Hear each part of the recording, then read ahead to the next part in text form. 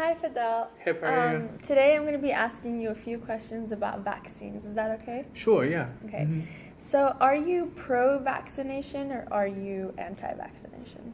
So depending on your question, I think like pro-vaccination is like if I'm for vaccination, and anti-vaccination if I'm against vaccination, right? So I'll say I'm a pro-vaccination. Pro-vaccination? Yeah. Can you explain why? Uh, sure.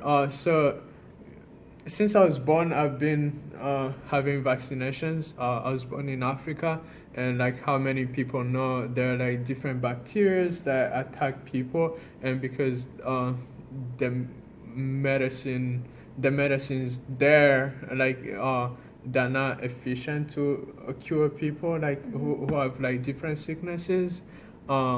So what they try to do, they just do vaccines like to kids like at the younger age. So I've been having like vaccinations since I was born. Yeah, even when before I came here, I got a few because it's a like we have It's to. a requirement. Yeah, it's a requirement. So I would say like that's just how I feel like it's efficient.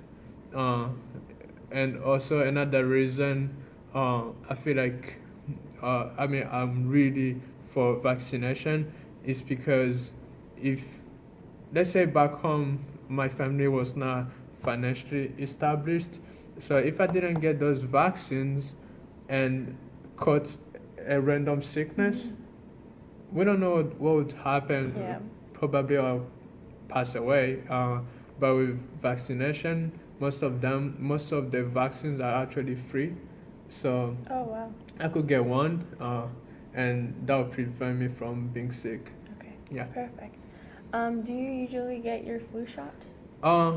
So yeah, here I get flu shots like I'll say once a year, usually when it gets cold.